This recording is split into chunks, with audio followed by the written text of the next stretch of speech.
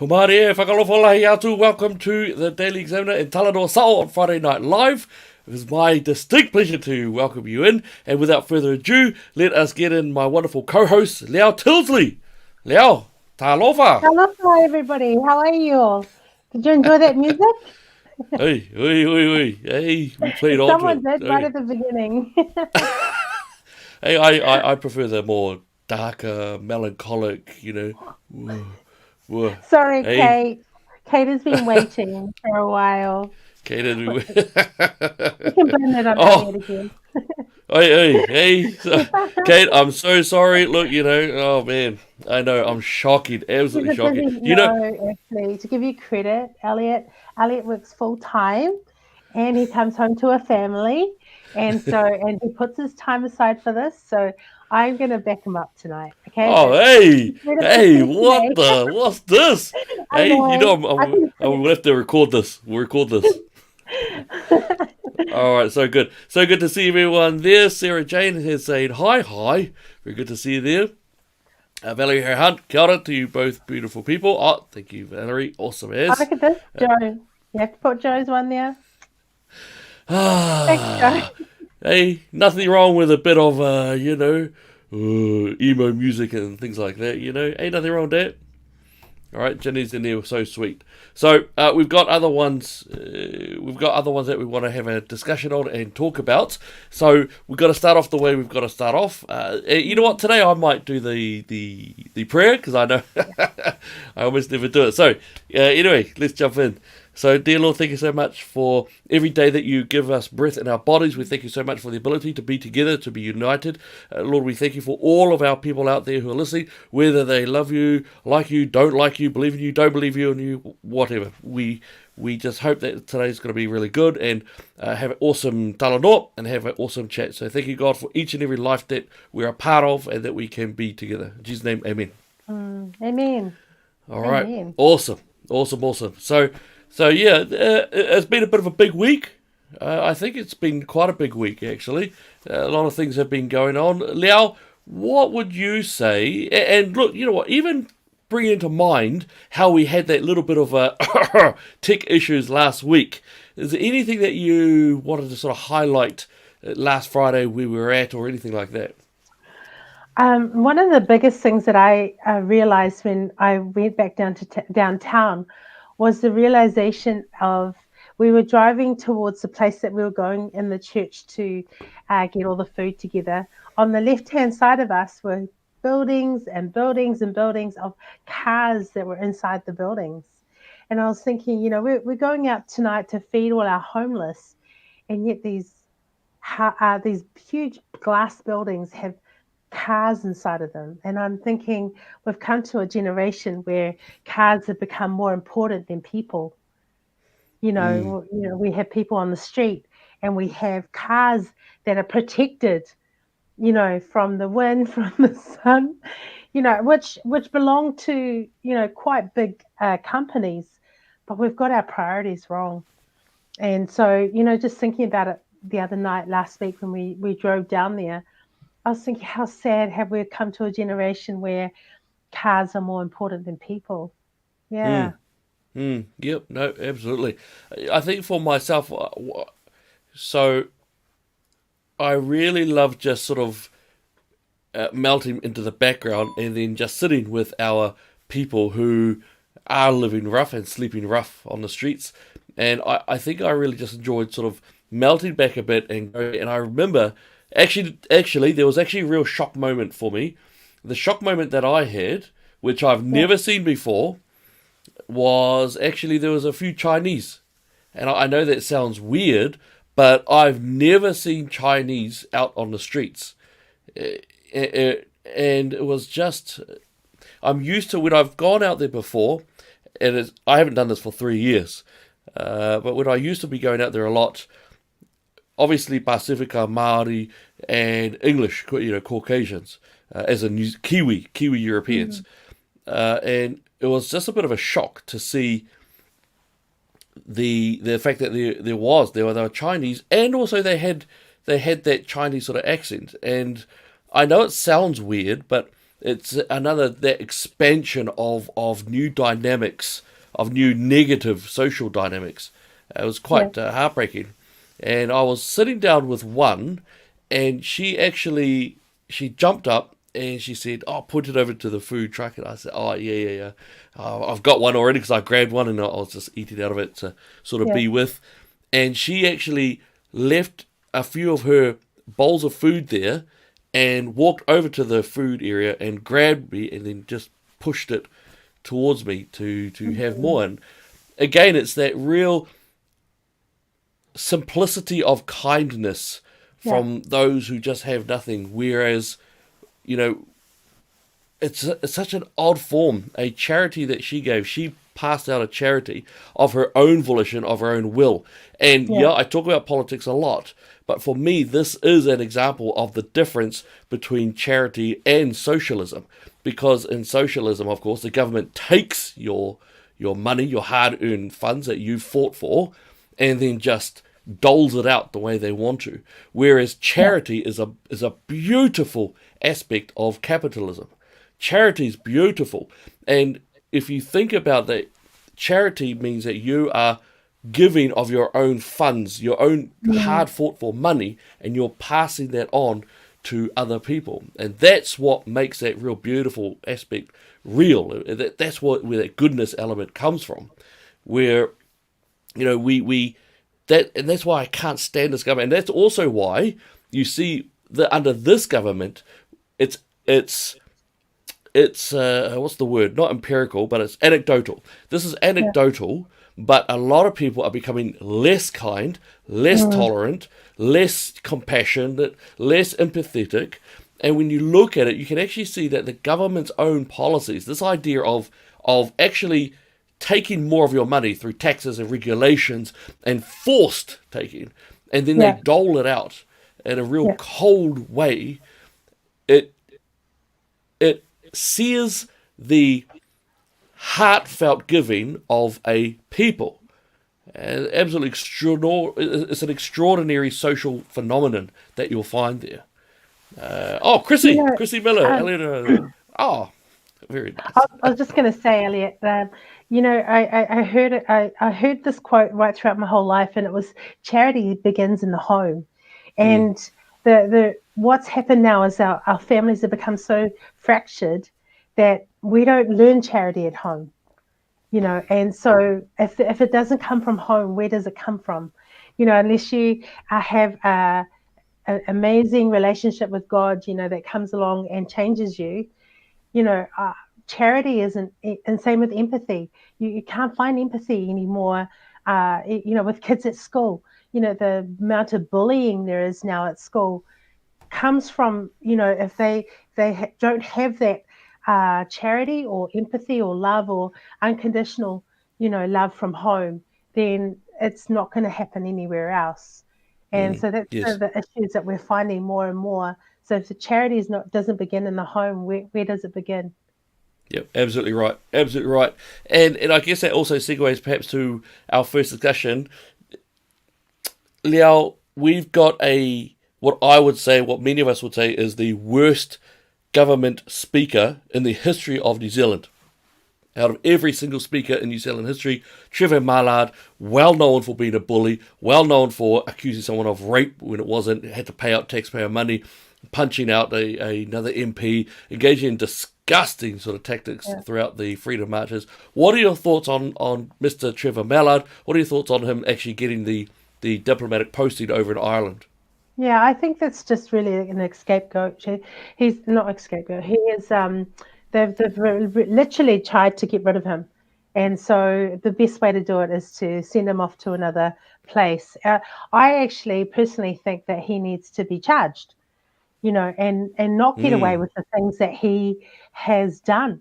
Because if the prime minister is allowing this kind of thing, what else is happening within Labor government? We've already seen with Dr. Sharma trying to bring things out to the light. If we see that his bullying has been allowed to happen over these, the few years that she's been in Parliament, then it's gonna. What else do they have there? What else needs to come out? Yeah. Yeah, well I said. find it really shocking. Yep, absolutely. Well said. Well said. I'm just trying to find an element here. What about so in terms of Ireland? How do you think he's going to go in Ireland? You know, I'm just curious as to what your thoughts are there. I feel sorry for the Irish, to be fair. But I think they will catch on pretty quickly. If he hasn't changed one bit since he's been here, what makes you think that a change of an environment is going to make it any different? I Hmm. um I was, when we were down in Wellington, the music he played was just so terrible. He did that on purpose, and he just really wanted to get rid of people there. We were like a Yeah. pebble in his shoe. That's how it felt. Like no longer has he is he working for the people. He lost that long time ago, his heart for people. I'm sure he had it at one stage. I don't know when. Fair Maybe at the enough. Yeah. beginning. Yeah. No. No. You're absolutely right. And so this is actually an area, a testimony from the Defender NZ crew. All right, Hedok, he went down there with some people. Some of them were terminally ill, as in they are not going to be around for that much longer. Absolutely terrible. And what he read, and this is something that always really struck me here. This was a fascinating part. I watched stunned as Trevor Mallard stood over a woman with terminal brain cancer and berated her with a raised voice, threatening her with a trespass notice as she sat in her wheelchair, made powerless with eyes watering. Utterly shocking. Just viciousness. A brutal bully. Not just a bully where he has utilized some physical sense of power, but institutional power, and not only that, but health power, as in he is healthier than this Yeah. other person, and he is lording that power over her and down upon her as she is stuck in a wheelchair with a terminal brain cancer. And I can't think of a worse bully than that. I think that it is absolutely disgraceful. Just wrong, totally Don't you? wrong. I just think it's par for the course, you know. When he was first, he bullied that member and one of the staff members. The rape allegations. That wasn't dealt with straight away. It should have been dealt with taxpayers' money. We're not talking about his own what he pocketed. This was blatant misuse of taxpayers' money, which should have been dealt with straight away. If Mm, anything, that in particular, but none of it was. It was literally just swept out under the carpet after it was brought to the light. Nothing was yes. done about it. I struggle to think about what else is happening within the Labour Party. Yeah, absolutely. And of course, Dr. Sharma came out with those shocking allegations, and now, of course, they attempted to suspend him at first, Yeah, to try to have him shut him up, because, of course, that would mean that he'd have to be on a good behaviour bond. And now, of course, he just kept on going hard, and now he's been expelled. And so now he's in that back benches, and he's bringing up all the topics there.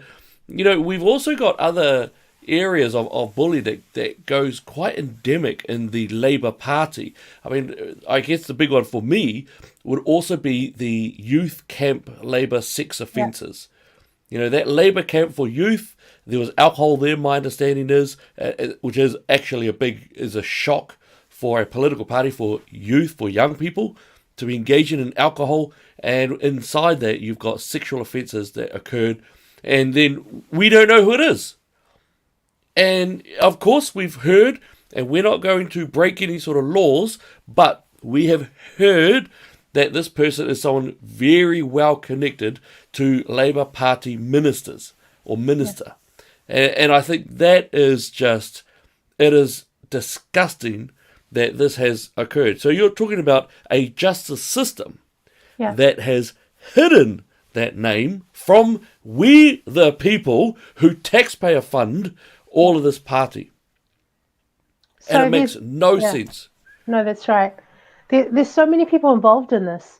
There's media who have chosen to hide it. We've had, people in Parliament. Where is our opposition? Why are they not standing up and saying what the heck is happening, exposing it? Where is the opposition? the most opposition that's coming is Winston Peters and David Seymour, who, changed with the wind, but they are standing up. They are standing up. To give them credit, they are standing up and saying, speaking up against the things that are happening there. Where is our opposition party? Yes, Why yeah, are they not doing a thing? you're absolutely right. You're absolutely right. Yeah, I sorry. don't know why the main opposition party, National, why they are not calling out the sexual assaults, the sexual assaults.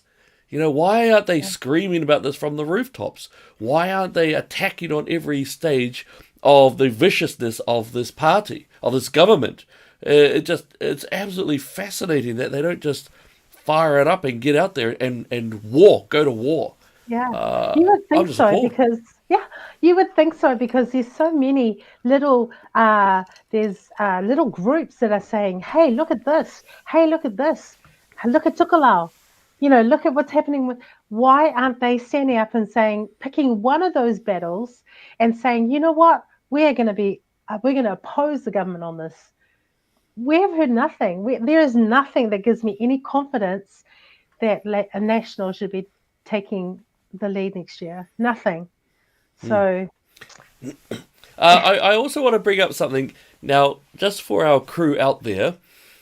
It gave me actually a little bit of heart. Now I'm not going to name names, and I'm not going to give hints. But when we were doing giving food to the homeless, we realised that just beside us in the Civic was being held Pacifica, the musical, as Oscar Kitely's, his idea of the Dawn Raids. I'm sure it's pretty good. I think he's a pretty decent screenwriter.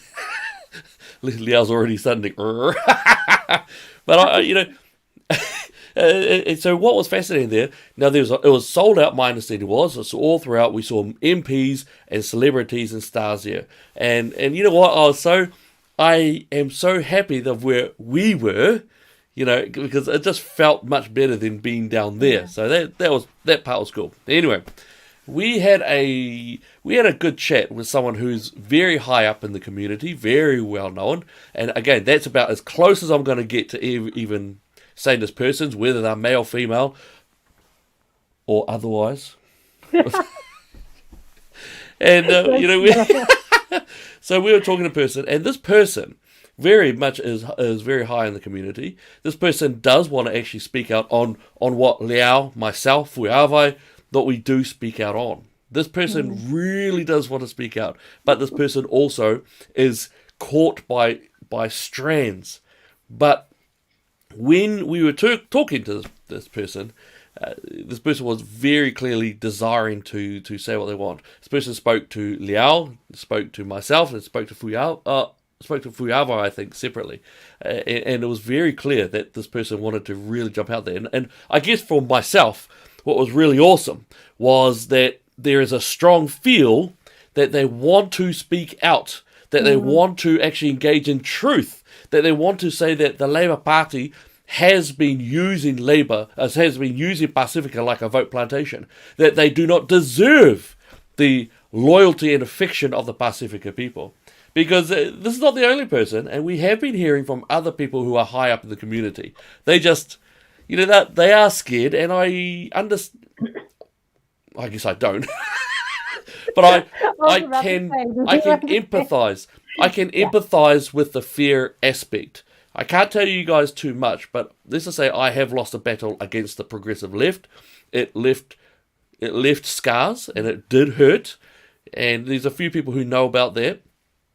But you've still got to make a stand where you've got to make a choice to where your life is less important than the future of our people. And it's times like that, not all the time, but there are times of those battles where you do need to make a stand, and the cost could cost you everything. Yeah. And believe me, I know how scary it is. Believe me, I know how fearful it can be. And I still fail sometimes today. But I guess I'm very happy in myself that the times where it became real brutal, I've been able to stand up. But Yeah. I was really encouraged, I have to say, Liao. I was very encouraged by our conversation with that person. Yeah. It was, yeah, I really enjoyed that. That led to a bit of, nice bit of relief in that. Yeah, I totally get what you're saying. I too went on a journey with a whole group of people who ended up, canceling me in the end. And I was really hurtful. I was really hurt. I journeyed with these people, and what came out of it is that character was built in me. And I went against what you call groupthink.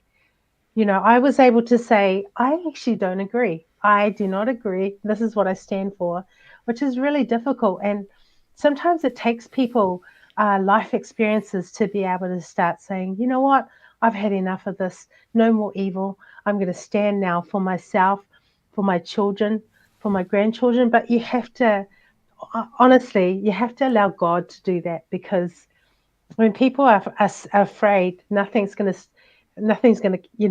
stop. Nothing is going to make them stand out. Look at this. Hey, listen, Um, there's some I guesses like the coming out there. guesses. I like the guesses. Well, I it's all like in the that guesses caliber. too. I like that. They're all in that caliber. Yeah, yeah, Yeah, those are all good people. there's some interesting things that came. There's one thing I wanted to bring up, which someone has actually put in there, Tracy, about Kiwi Bank, about the ownership of Kiwi Bank was taken over by the government. And I did say something very interesting. So our airlines are owned by the government, 51%, which Mm. is over that. Now they own the bank that we sort of all put in. And I had there was a few jokes on Twitter about calling it, taking away the K and just calling it Iwi Bank.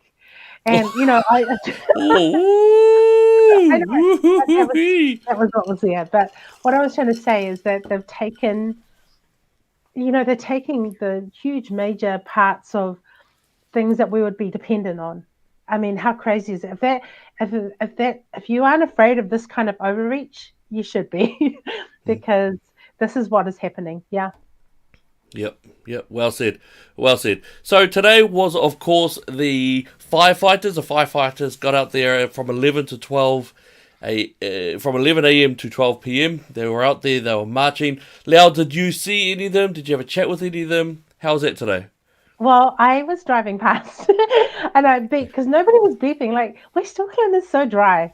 Henderson is just like, oh my gosh, there's people on the side there. I'm not going to look at them. So I drove past and I beeped all the way through. I was like, oh, just a small group. I really Oh, wanted to good on you. stop, but I couldn't this morning. But just one thing before you have say, I think they're far too nice. Actually, they should go for longer. Oh, hey, what One do you hour. mean? Well, that was only for 1 hour, because they are so thoughtful of Mm, what would happen if they continued. The thing is, if it doesn't hurt, then it's not going to make a difference. mm. What are I your I thoughts can on understand that? that. Yeah, I can understand that. I Just, think just my thoughts. I understand why. Yeah, we both understand. I know a lot of you guys out there that you understand why they're doing it in only an hour gap, because Yeah, they don't want to be the cause of harm for people. So they want to make sure that the New Zealand community is looked yeah, after, and they are every single year. They are almost always the most trusted industry in New Zealand. We trust them. And the fact that this government's just horrifically treated them like rubbish. I mean, so I did. I actually went over to have a chat to them. My main yard, as some of you know, I work in the trades industry, and my yard, I work on different sites, but my main yard is in North Shore. So I was there, and I went off to the nearest roundabout where they were, had a chat with them. People were honking horns all over the place. Oh, bummer, I forgot it. But they gave me a little pamphlet as well. Had I a did chat that. with them. It was, yeah, yeah. So it's quite extraordinary. So there's a lot of pain in there, and part of that pain also comes from the fact that the CEO of the fire, his life was actually saved, and this is actually a bit of a hurt to many of the firefighters who I was talking with. They were saying that their CEO was saved. His life was saved in Avondale some years ago, and there's a real sense that it was firefighters who saved his life, and now he's turned around. He doesn't care about anything. Not only that, the firefighters also told me that the CEO last week was, I think it was either Australia or Singapore. I can't remember which one, but it was either Australia or Singapore. He was at a junket. He was having a feed. He was having lunch overseas, not in New Zealand, on the same day. Instead of sorting out a lot of this drama, he was overseas having beautiful food, having beautiful drinks, and that's what he was doing. And that was a sense, because I spoke to four different groups of firefighters in my region.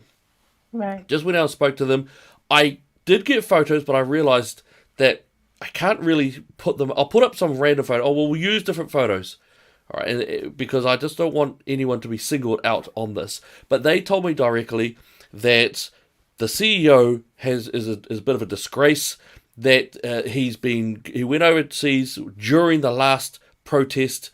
That he was saved by the firefighters, and it feels real hurtful to know that he's turned around and ignoring them. So they were telling me of various appliances that are literally breaking down, that they haven't been upgraded or just maintained at all.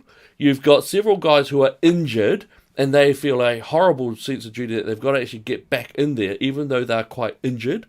The rostering is all throughout the roof, and the mandates. The mandates have been playing a massive havoc. So now you've got stations which are either cutting hours or just closing for entire days and nights. And so while the media is trying to paint this picture of, hey, no worries, it's all been taken care of, the rosterings are sweet as, and the coverage is all good, the firefighters themselves, it was pretty consistent, I have to say.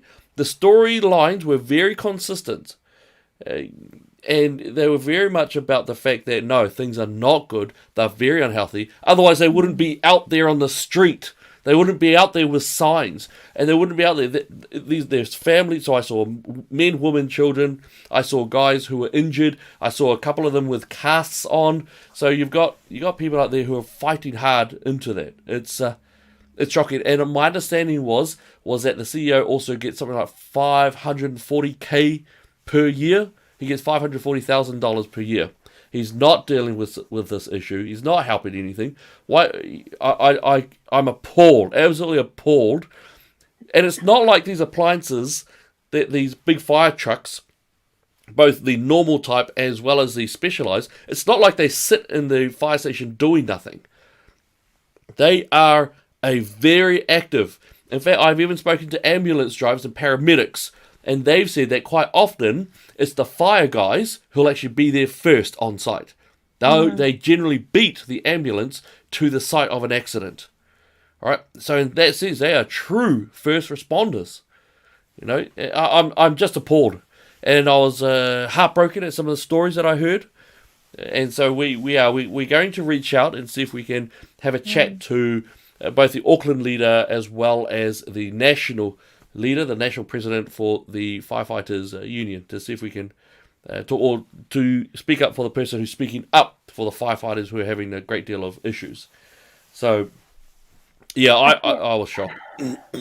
I feel like there's a bigger agenda at bay here, and I know you can call me a conspiracy theorist.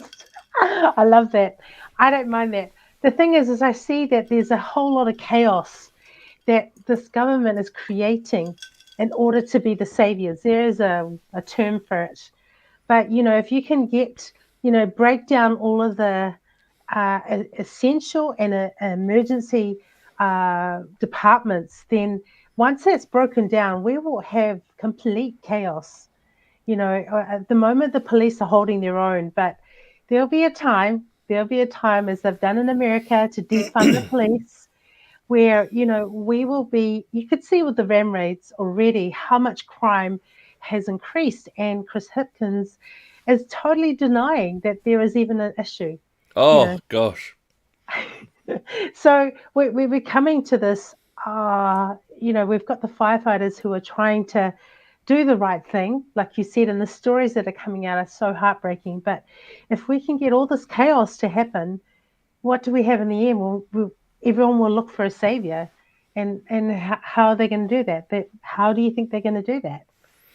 Gosh, I want to call you a conspiracy theorist, but the problem is, it's fast becoming a very popular phrase. The old difference between conspiracy theories and the truth is about 6 months.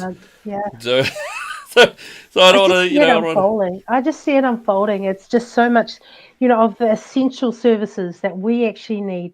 The ambulance, they just run off their feet. I mean, we only start on, how much that's increased in itself. But there's, think of it, St. John's is still a charity. It's not even funded by the government. This is ludicrous. We have, even our essential service like St. John's is still a charity. Yeah. No, you're absolutely right. I don't understand how that even works. It's just quite shocking. Our productivity is very much down. It's considerably down a lot. Our manufacturing ability is gutted, by the way. That got gutted out in the 80s. So there's a lot of things that economically speaking, we're just doing idiotic things or allowing idiotic things to continue. The one that you mentioned, you've got healthcare, of course, which is an enormous problem right now. And of course, we've got the separatists, so it's now segregated based off your skin colour. So now we've got a very racist health system. And that won't even be implemented fully yet because they don't know what to do. But that money will surely flow. Yeah. As long as we have taxpayers, that money's going to flow. And that'll be shifted out there. Is that there's going to be a hatred towards Māori and Pacific because they've been put at the top. And there's, and Māori and Pacific are like, what? You didn't care about us before. And all of a sudden, we have the rest of the races going, what the heck? Why are you on top? And so that becomes a huge divide in itself. And it's just not right. It's not right. Yes. Well said. Well said. And that's a one thing, isn't it? That Pacifica are being used and will be conveniently shoved out the front and to say, oh, look, these poor brown people. You can't do that. And what it's going to do, of course, is exactly as you say. It's going to cause further race divisions. Yeah. We've got shocking race divisions in this country. How has it been there, actually? Since 2017, things have gotten worse and worse and worse. And remember that the HRC, the Human Rights Commission, are still going with their campaign called Tone It Down or something like that, where they're trying to say, stop, shut up. If you divide on race, then you're going to split our people down the middle, which is exactly what the government has done. The apartheid-style systems that they've got in place are brutal, but let's not forget, and I want to remind people that the first separatist or the first sort of race-based policies that we saw actually did come out from National. It came out from Chris Finlayson, and that came out, and I can't stand what came out of that because that is what's called the Tupuna Maunga Authority. They are the ones who put the big fat grey arms in front of every volcanic cone in Auckland, stopped people from being able to go in there, and they've gone up and mostly gotten rid of white people trees. Specifically white people trees. And anyone who stands up against it and say, hey, that tree is over 100 years old, well, they're automatically a racist. And I can say that because I have been in the meetings, and I've been on that hui that they had there that they open up with.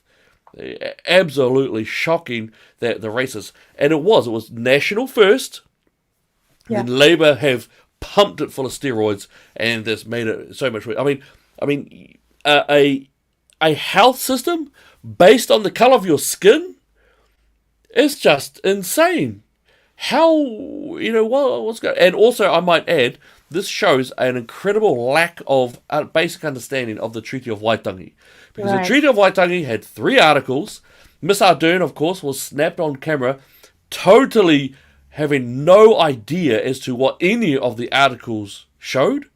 And that was in itself really embarrassing. That of course went viral. Maybe we need to replay that one so that people do remember that.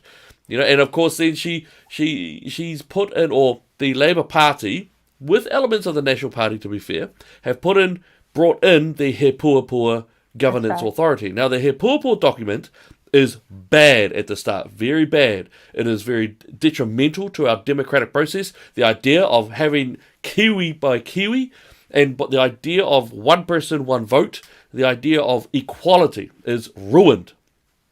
Now, at the end of the He Puapua document, it is nothing less than an enforced takeover by whichever group they deem to be indigenous. Now, Oh, I'm dear. very proud to be Ngāti Awa. I'm proud to be Tatiawa Ngāti Raukawa, as well as Tonga Niue in English. Very proud of all my races. But just because I benefit from the institutional racism being implemented now, doesn't make it any less racist. All right, and Well, that's something to remember. You yeah, know. yeah. So just imagine that you are married to someone who's not Māori. How is that going to be if you can go to the doctor and you can get surgery and your wife can't? And where do your children sit? Do they say, who am I? The identity is going to be based on what the government says it is. And honestly, if we were to regain who we were, who our identity is in God, what our sovereignty is, then we will never lose it. We've given it away. We've basically given it to the government, and they have said, okay, Maori, Pacific, you're going to be, first. We can say no, no, you don't put me on that list. We're one, in New Yeah. Zealand, and Yep. I strongly feel that Maori have the power to say we are all coming under one.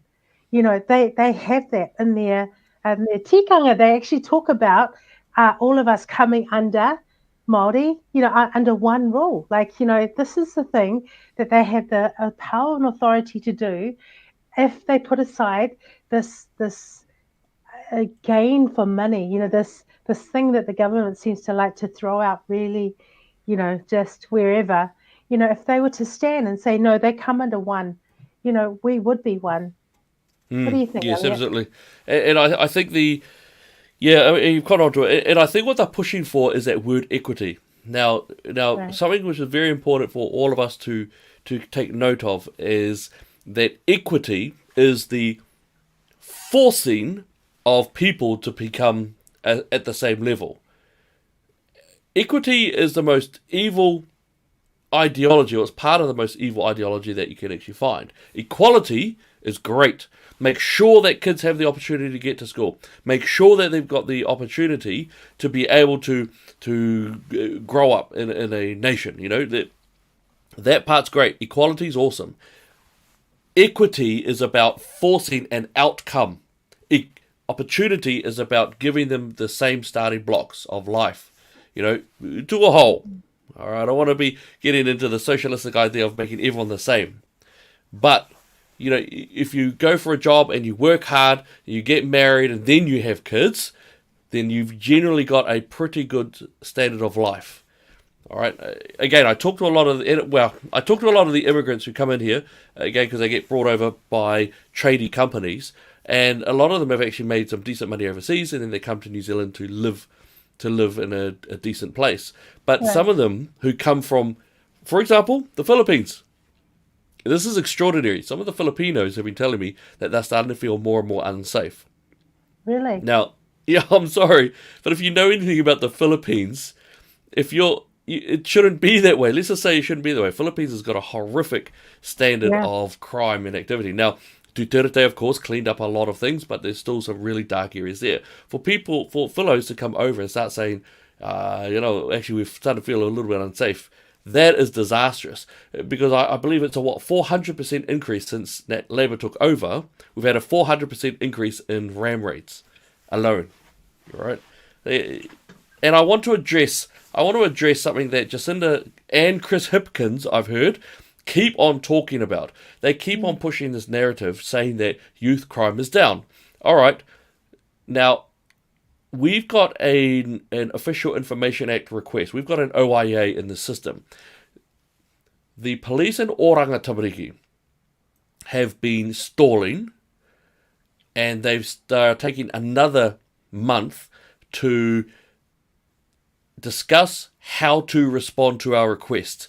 That was how they wrote it. Now, what we've asked for is very simple. We've asked for 2 sets of data. One piece of data is we've asked the amount of occurrences recorded for each young person in oranga tamariki care. Wow. Now, one is a criminal charge, and I believe it was 2015, 2016, National brought out this thing and they pushed it to make it so that police would not charge young people committing a crime. Rather, the police were strongly encouraged, and I don't know what that means, but strongly encouraged to simply record it as an occurrence, give the young person a warning, and then let them off. So when the young person is gauging, starts to thieve little pens, then starts to smoke a little joint at school, then tries to beat up a kid on a bike, the police often, and this one is anecdotal, I know this because I've worked in the field for donkeys, the police would give those types of crimes an occurrence and set the boy off. So by the time they do get to youth court, rangatahi court or whatever, then they have their crime level is high, their violence is high, and their understanding of consequence is nearly gone. No consequences. And in there, of course, they go to a youth justice where they get buffed up. They also add nice food, pizza nights, video nights, safe areas to travel, and of course, on top of that, if you're in Oranga Matariki, you get taxpayer-funded allowance, taxpayer-funded clothing grant every 3 months. You get, if you want, you go to your social worker and say, hey, I want a bike, you get a bike. I want to go to this class, you get this class. I want to go to Rainbow Z, you go to Rainbow Z. Those things do happen. When I was doing the behaviour mod unit, they happen now, and it's worse now because kids generally are not touched. And now, when they're 17, 18, they just hip straight over to prison, which is a horrible place. And then suddenly, they've got no choice. It is join a gang because now suddenly everything sucks. Everything's horrible because now the state no longer supports them as they used to support them. So we've got another tidal wave coming. The ram raids are only just what many of us in the field talked about 10 years ago. I just want to let you know that about 10 years ago, we also said that we're starting to see a level of empathy becoming less and less. That's right. Now we're seeing it. We're going to have more and more vicious and more violent crime. And the people who are in Parliament now who make the laws have got no idea as to how to handle this or what the problems are. They really don't. They're clueless, and they're making the situation even more bloody and violent in our future. And they'll be gunning off with their riches made from us. The thing is that it comes back to the family, the family unit where you actually learn the discipline. You learn consequences. I'm just talking about an average family that have, mum and dad and the kids, and teaching them if they run out in front of the road, they're going to get hit.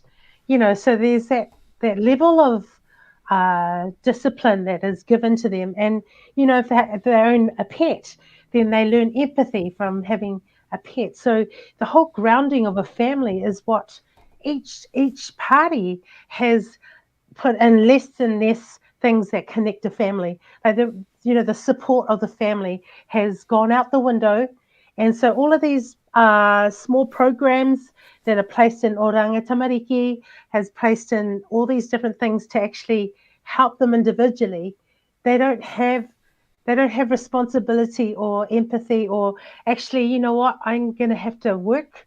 I'm going to have to work to save up for this, really cool jacket that I want. Or I'm going to have to work to get a bike. That is what is in a family structure normally. And what we're having now is that they're getting paid for everything. Once they come out of that and they become an adult, they don't know how to live. There's no learning about cooking your own food. There's, all of these things that we are now facing where they're like, actually, you know what, I want a really cool bracelet. Hey guys, do you want to go down? And, so these ram raids have just become the norm of making money. It's just... I'll also go further because what's not actually discussed. Also, just to let you know, we will let you know once that OIA comes in place. So the two things that we wanted was the number of occurrences given to each young person, because what the information they do allow us publicly is the court cases. So Jacinda Jacinda Ardern, Chris Hipkins, and the rest of those people, when they say that youth crime is going down, what they're talking about is youth court appearances are going down. Not charges, not crimes being committed, not offences. So we're looking for the occurrences, we'll let you know. Second set of data that we're looking for is the number of absconsions. So that's when a young person is, say a young person steals a bike, then head stomps the boy who had the bike, and then on the way out, steals some other stuff. That's 3 offences. The police can do little more. They can only pick up the kid and take the kid off to a caregiver's house, which is not locked or anything like that. At that point, usually what we see is that the young person will have a bit of a feed, have a shower, chill out, and then they'll run away. And then when they run away, so my information is coming from people around Waikato or Northland or the Wellington area. What I've heard of more and more and more is that every time the young person flees the house that they're put at because they've been charged from other charges, that they commit more charges on top of that. And when the Oranga Tamariki people are called, they have said literally nothing we can do. We have to wait for them to hit 14, or we'll see what we can do. We'll have to pick them up somehow. It's a struggle to sort of articulate how bad the situation is, but it is getting bad and it's getting worse, and there's nothing being done about it. I can tell you, there's nothing being done about it. You are currently in a taxpayer-funded system that is doing a very good job of constructing sociopaths. And that's where we're at. It's extraordinary to see how bad it is. We did have some questions in there. Hey. Yeah. All right. There's one here from Josham. Is it fair to say the current censorship we're experiencing is to allow the normal routine of left or right? Now, I have no idea what that means. Liao, do you know what that means? Is it fair to say the current censorship we experience is to allow the normal routine of left or right? Yes, I think you're right. I'm not left. I think you're right. Right, what does it mean? I think you're right. It actually means that, we were talking about more and more of our media being censored. And earlier we were talking about Chantal Baker's Facebook page. We're talking about Hannah and Calvin. Calvin, them being arrested. Graham, to a degree. Graham, yes. Oh, bless Graham. I really, really need to get him out. All of these people is allowing the normal routine of saying one is left, one is, have it in the news now. They're like quite a few things about far right media, far right this. We need to say far left this, far left. Yes, you're right. You're absolutely right. Yeah. And can I just add, that's why we don't put ourselves under the Broadcasting Standards Authority. We don't get funds from any source of statement, but we could if we place ourselves under the BSA. And I might just add in there, thank you so much for those of you who have been donating to the page. It's wonderful. You've allowed us to be able to track on and go hard forward to get more tech and to get more developments going. That's great. Thank you so much. But we can't actually get any of that sort of funding because of the fact that we as a conservative-based media site, we say we're conservative. We say that. All right, and we're happy to engage in different discourse. We've got the Auckland Mayoralty online debate coming up soon. There'll be differences of opinions, and we love that difference of opinion. Yeah. They do not. I got asked today, by the way, Elliot, when are we going to start subscriptions? They are really keen to subscribe to us. So, I mean, why not? That's just something that we should think about. And also, we've got a model for our merch. Hey. Yes, we have. Yeah, thank you, guys. And just to let you know for our audience, you have been very clear. You've been very clear about us getting merch out. So, yes, we will be getting that merch out. We've got our lovely. In fact, I hear our designers on the there right now. So we possibly. Hey. Yeah, so absolutely, we'll get those out. But we love doing this because we think it's important to be able to get out that voice of what is real. That's why, for example, the freedom protests, and that's probably why we haven't been attacked and pulled down yet, is because what we try to do is to make sure that we're not taking an institutional position, which means we don't try to force a position one way or the other. We have our opinions. You know them because we tell you. But we try not to institutionalize an opinion. So, for example, you think about the Stuff articles, Fire and Fury, everyone was, or most people were very clear in understanding that that was an absolute hit piece on independent media, on the freedom fighter groups, the idea of the protest, democracy, freedom, the elements that were there. People are very comfortable in knowing that. Yet this was a shockingly bad article, taxpayer funded and all that sort of thing. So, that's what I wanted to put in there. Very, very awesome. Christine McLeod. Sir Ray Avery had a good take on Heather Duplessis Ellen or HDPA. Yeah, that's her. Okay, interesting. Yes. We'll have to have a look at that. Thank you very much. All right, we've got Lou Fountain here. The system has really gone downhill. My beautiful friend, I will call her G, has to be blind before they will actually fix her completely fixable problem. This has caused her so much stress, it breaks my heart. So many problems for our people. Lou, we're absolutely sorry. We're so heartbroken.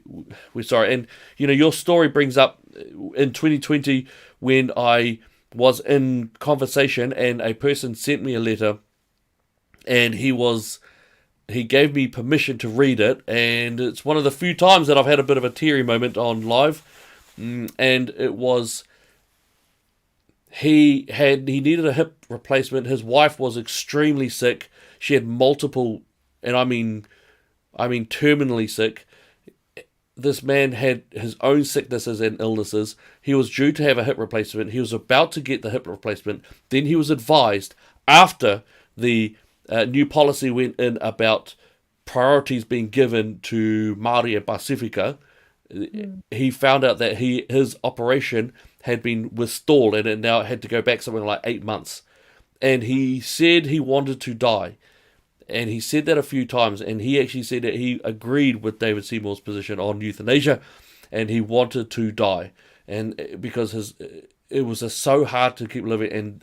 And on top of that, suddenly the government had thrown this in there, and he was about to get a hip operation after being in such pain for years, and they took it away from him. And that was in 2020, and I don't know, I pray that man is okay. I pray that his wife is okay, but truth being truth, may not be. And this is the brutality of this government. And it makes it worse when it's covered over with this face, this veneer of friendliness and smiles. It makes it more, I'm sorry, evil. Evil is a word that I would use. I'm just absolutely shocked. Did you say the word kind? Yeah, exactly. I mean, you think about the babies and everything. Helen Clark's policies began the destruction of the family unit. Yes, you're correct. And of course, Jacinda Ardern is Helen Clark's protege. Now this part I'm not sure of, but from what I've heard, Helen Clark was a person who was able to get Jacinda the job with the Tony Blair after she had, the gift job or the fish and chip store, and so she went there and she got a very easy ride into Labour, and Helen Clark was a very well known mentor, and in fact, you think about 2017, there's only one person who would have had the strength and also perhaps even the pockets of information to be able to install Jacinda as leader of the Labour Party, taking out Little and Shearer and all of those people. Helen Clark is a more powerful group than people really understand. And her when we look at a youth going into violence or doing anything, because it's just from the career that I've gone into, if you look at Helen Clark's background, her upbringing, she is an excellent example of being a product of her upbringing. And maybe one day I'll give you the advice on that, but that'll be a bit long. So, what else we got? Haven't we? We have. I wanted to briefly talk about the protest. Yes. Last Saturday, and we did a few lives with Tash, which was amazing to see. But the words that the media have been using have just been so, they really want to target them. Not only that, but the people who are standing up in local government. So the protest, the protest happened in the weekend. I'm sure most of you have heard of it. They brought out all the concrete bollards that they brought out last time. We're using the police, of course, to bring them all out.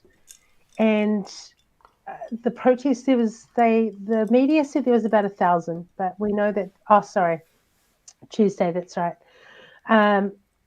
And sorry, my week has been a bit wonky because I've been so sick.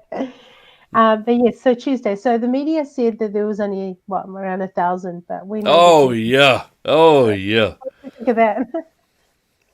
yeah. I think that must have been when they probably they might have just covered one of their eyes over a little bit, and then made it look a little box with a hand. You know, you do that sort of trick. You know, is See, it? this is, Early reports suggest 1,000.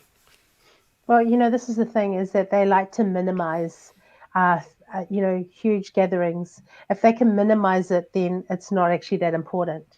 This is what they want to say to the rest of the country. Yep. Don't even bother. There was just a small fraction of people that came down, but actually the small fraction was the opposition, right? The Yes. Yep. Antifa crowd.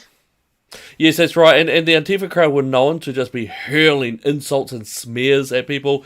That one of those little elements that you just saw back there. I'll see if I can get it again, because those are. All right, this is a man here. I've actually met this man here. He's a good guy, really good guy. He works in the community. I forgot his name, but he's a really good guy. The anti-fascists that you can see in the back right there, they actually engage in very heavy fascism. They scream, they yell, they cast.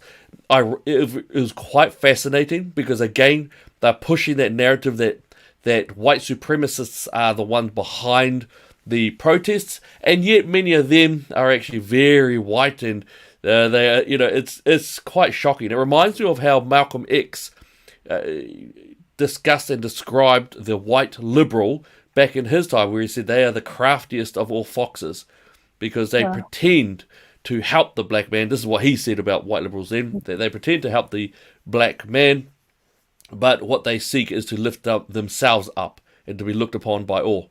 And that's fascinating, because that's exactly what you see there. Those people are screaming. Look at that. See, there we go. Oh, that was brought out quite a lot on Twitter. Is that particular, the older gentleman there that's got the heart next to, what does it say? Vax, twice Vax? Vax, love, mask up, love, Jacinda love. Right. So and what was that one about? It says that is a cult. They said the sadness of an old man holding it with a mask on. He's the one that's been deceived here. Yes. Again, I said over and over, we have the cleanest air in the world. Yep.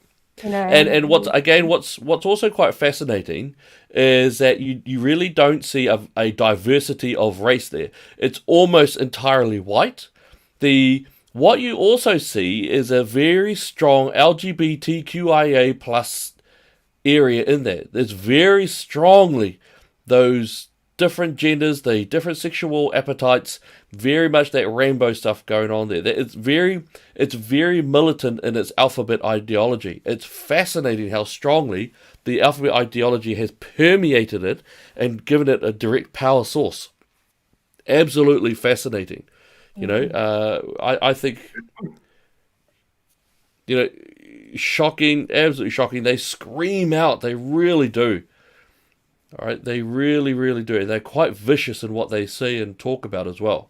And you look on the other side, and they're Kiwis. And whatever you think of Brian and Hannah Tamaki doesn't matter. These Kiwis are there. They are there for unity and for joining with other people. You've got people who've done some good things and bad things in their life. I love being around it, even though I'm absolutely opposed to to separatism, and that I'm also more than happy to stand behind the Tino Rangatiratanga flag. It's all good.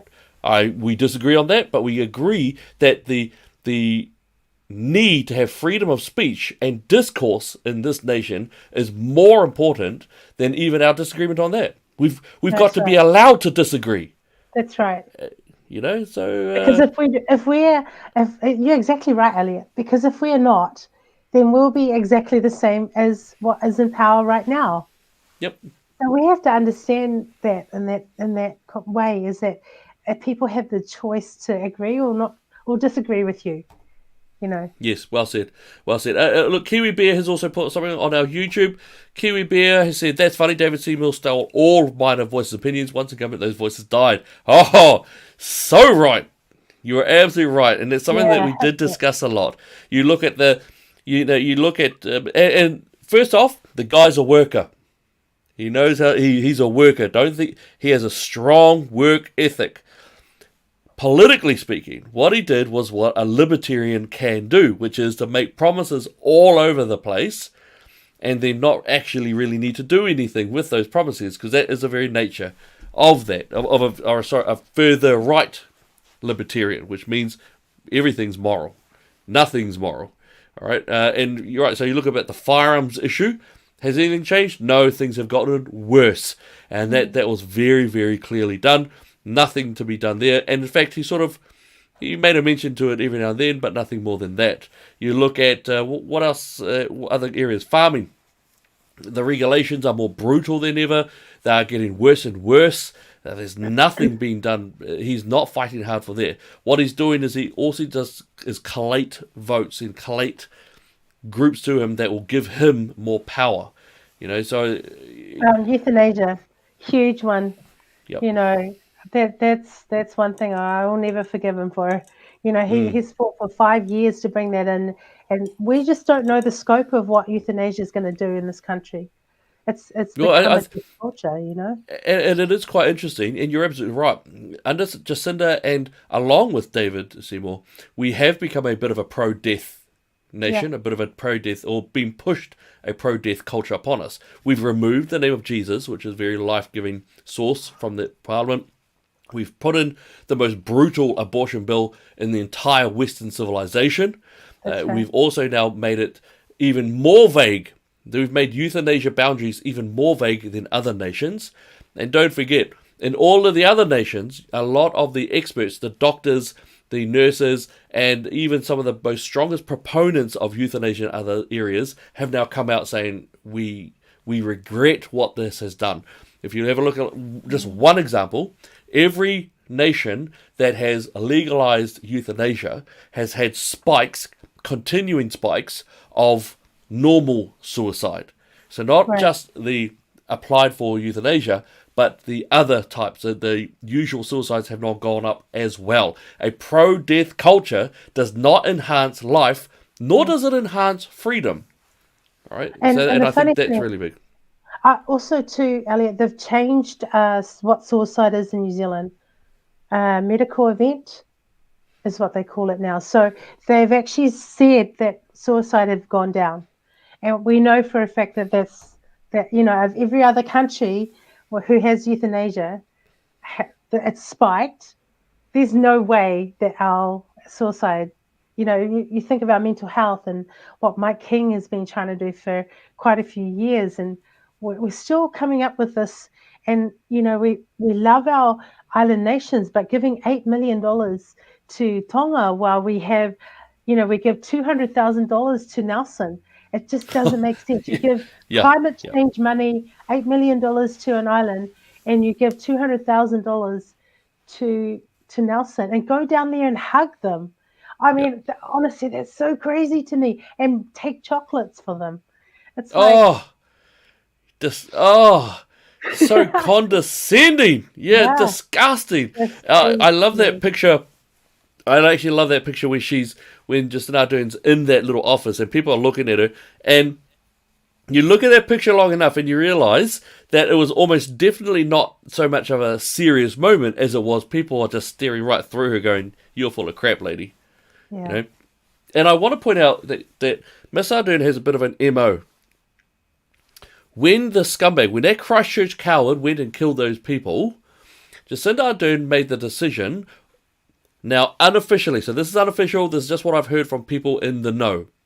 They've told me that she was advised to go down there with all the different leaders of all the parties so as to ensure that the people of New Zealand would feel more solidified and feel like, no, this has got nothing to do with politics, it's just us and we're scared and we want all of our representative leaders to come down together as a united New Zealand. What I've heard is that she made the choice herself to put on the high-vis and walk down towards the camera herself as a singular person. And if that is accurate, I've got no reason to mistrust my sources, but if that is accurate, she chose to leave people in possible and potential fear so that they would focus on her as this type of saviour. When you look at White Island, it was the same. When you look at, what was the other one? I think there was another emergency that came up. Raid. Oh, no, so the Dawn Raid was the same. The Dawn Raid apology is where all of them as a government were supposed to walk down that aisle to, have that apology. And it was just her. Yep. She was the one under blanket. They could have actually put different members, different government systems in place. I mean, I suppose in a way it made sense because it was the Labour Party that started the Dawn Raids. But still, Who knew that? who knew that, eh? Who knew that? But still, you want to make sure that you should be spreading it out. You should be encouraging it so that the different groups of New Zealand have their representative groups in there. That would be the right thing to do. But it's not about that. And I've always believed, and I know that you do as well, that she has been really... And don't forget, she doesn't have degrees in youth work. She doesn't have experience in looking after the country. She's never run her own business. She's got no understanding of economics. Her degree, her expertise is in communication. Right, and it's in communication. That's what she knows. She was good at it when she was not. Now that she's this new person, all she does is work on her skills, which is communication, to make you focus in on her being the saviour of the people. And if you look at 2020 election, that was a really good example. 1 p.m. presses every day, making sure she had high vis on, having the discussions, framing her around. And of course, you'll see on viral shots where it's caught her in the act of actually positioning people and telling them on how they should act while the cameras are on them, and she's directing it, so that when she goes there, all the attractions on her and the positive parts are on her, and she gets to be the hero of the parade. It's really clever, but it's real clever and cunning in a real negative way. Wow. Joshua is also. I was going to say we should have a positive thing to talk about before we finish. Oh, that's a good point. Just one last here before we have a last little chat there. We've got any comments regarding the C-19 Public Health Response Act? What is the process to repeal it? So this one is actually quite easy. The government can repeal it. It's actually not hard. It really is not hard. Not only that, I'm not sure if this is the one, but I think this is the one where they've got to actually redo it. They've got to all agree, or the majority has to agree to keep it every 90 days, I think it is. I think it's every 90 days or something, if this is the one that I think of. But repealing it's easy. If the politicians want to, they can repeal it. It's quite easy. Lou's put out, I'm sorry, but in my opinion, Māori Party, Labour Party, Greens, National Act have all sold us out. Yeah, I think that they have. I know. Look at Liao. She's doing that look. Yes, I know. I come along late to the party all the time. I always come a bit late, but yeah. That said, there are still some good people in there, though. There are some good people in there. Oh, what?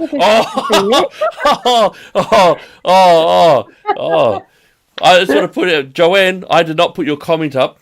Hey, but I hear the challenge. I hear the subtle challenge from Liao putting that up there as well. Yeesh. I think timing has to be right. Timing and who you can, actually conviction wise, who can you align with? It's not about just standing. It's actually being, the policies and that will actually make our country great again. Mm. Because I mean, the two that I would, I don't know, if I was to say the two in currently, and I say currently as of tonight, 26th of the 8th, 9:52 p.m., I'd say that the possibility could be, the only if I was forced to choose, I'd either join my strength with, jeez, well, Democracy NZ would be the yeah, easy one. Democracy yeah. NZ would be the easy one. The other one would be National. Don't now hear me. Hear me carefully though. 26/8 at 9:52 p.m. If I was forced to make a choice, and the idea there will simply be that. I mean, the fact is, I know I don't think they would. They know who they'd get. I talk with some of the national MPs. They know exactly who I am, and they know exactly what I stand for, and they also know I don't do very good at kowtowing too well, and that's actually sometimes a negative. You do need to have someone who'll at least go in line with stuff. But if you were to force me to make a decision, that's where I'd probably go. Not vote necessarily, but definitely put strength into. Yeah, look, I feel like Jenny. Did he just say? I'm just like, no, Jenny. What? I didn't hear the second one. I just heard him say Matt King. That's all. Yeah. No, I'm being very transparent. I think this is what I. Oh, okay, Wally. Yes. Look, I'm just. Okay, I'm not saying I am. Here we go. You're being told. I know. Look, you guys are telling me off. All I'm saying is, if you Labour Party, you must like Efeso, great guy. Efeso's actually a really nice guy. I've met him himself, good fella. Yes. But he serves the most brutal ideology, and the Labour Party's ideology matches up with a foreign ideology that is the most murderous, lethal ideology in the history of mankind. Therefore, no matter how nice of a person you might be and a good heart you might have, there's no point joining Labour at all to try to change it, because you have to align with the ideology. National could be good if they had more conservatives in there.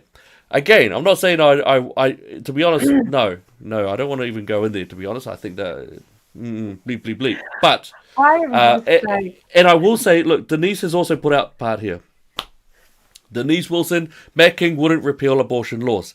And yes, Matt King knows, and Matt's a great guy, but yes, he won't repeal the abortion laws. And that is also why I'm a bit standoffish. You guys all know that, well, me and Liao and many of you out there, we are Christians. And so I do hold to a sense of a predestination style of thought, which refers to the ideas around a little bit of signs, and you got to get the proper mode that it feels like the right time to go in there. Usually you got me in trouble, hey? Yeah, it wasn't even me. It wasn't me for a change. Hey, give me growls. Who was it? Was it Joanne? Joanne, thank you so much. Yeah, thank you for triggering us all into. It was actually a really. It was a good question. It was a good question. You're absolutely right. Actually, there's good on here too. Fia Nofo. Fia Nofo. I just got that. All right. I've been called a coconut my whole life, okay? And I think, what, there's strength in the coconut. Coconut. Oh no, I'm thinking about the name. I'm just thinking about the name. But if you don't know, look up the smart aleck name. That's a good one. Did the official cry about being called a coconut? I'm sure we've all been called a coconut, but who cares? Coconuts are strong and delicious. Lol. Yes. White on the inside and brown on the outside. Oh, there we go. Hey. Awesome. But you're absolutely right. You're right. He is a bit woke and stuff like that, but he's a good guy. Yeah, and I sort of did, gently. I sort of mocked him a bit for the whole, 10-7. Can we not have so many brown people on 10-7? I mean, that was hilarious. Well, maybe the brown people don't commit the crime. Well, you know what? From what I understand, they decided just to take the filming down South Island or something. Sorry. But I tell you what, I did watch a couple of the teen episodes after they promised to make it more white, I suppose. Oh my And God. actually, it was really boring. It was really boring. Yeah, so Was me. it white collar crime? Oh, what a smarter. Hey, what a. All right. Okay. Sorry, So, sorry. all right. So, I think there's been. Look, I think it's been a week of real tough stuff, big stuff. Our condolences to the Kiwi soldier who did pass away. You know, for whatever you think of the Ukraine environment, that's one of our soldiers who's gone off there, Yeah. and he's done what his heart told him to do. You know, yeah, good on him. So I think it's been a really good, powerful week, and I think there are some really good stuff. The Freedom Rights Coalition, don't listen to what the mainstream media is talking about. It's mostly lies, and there's a little bit of truth intermingled there, but mostly it's a lie. And we can rock on. Things are changing around the world. Just to let you know, over in the UK, there's over 1,000 different families who are now gathering together to sue Tavistock Clinic for basically treating the children with puberty blockers and mastectomies, penis removals of children. You know, so that's going on over there. CRT's breaking down in the US. It's being mocked all over the board. The farmers in the Europe are standing up and delivering and basically spreading manure all over the place that the government sectors are jumping into. So the people are standing. They're standing more and more. And the parents are standing. And I love that. So I've been asked just this afternoon, to even go and do a presentation to to a group of parents over the shore about the gender ideology of our public health education. So love doing that. And if you guys want us to present to different groups, we want to. Again, this is about bringing the truth of what's going on to our people and utilizing their own resources. So all good. So I just want to say thank you so much for watching us and putting up with Liao. Nobby, Liao. They love it. All right. But Liao, could you finish us off in the way that we need to, which is for the boss? Yeah, of course. All right. Dear Lord, I just want to thank you that tonight we could come together. We thank you that there is hope in you. And I want to thank you that I was reminded today that it's the truth that sets you free. So I pray, God, that as our audience, as well as ourselves, we will constantly be pursuing truth. And we thank you that Jesus said he was the way, the truth, and the life. And so, God, we have a foundation that is solid, and we have the truth that will set people free. So I pray, God, that you'll give people the courage to stand up, even if it's the intimate conversations that they have with other people, that they'll give them the courage to stand and speak the truth. I want to thank you for this time tonight. We pray blessing and favor over all those who have been watching tonight and listening. And I pray that you'll give them a really safe weekend and bring us back safely again next week. We pray these things in Jesus' name. Amen. Amen. All right. Awesome. God bless you all, eh? Whaamanuia i le atua i loa linga. Ka kite anō.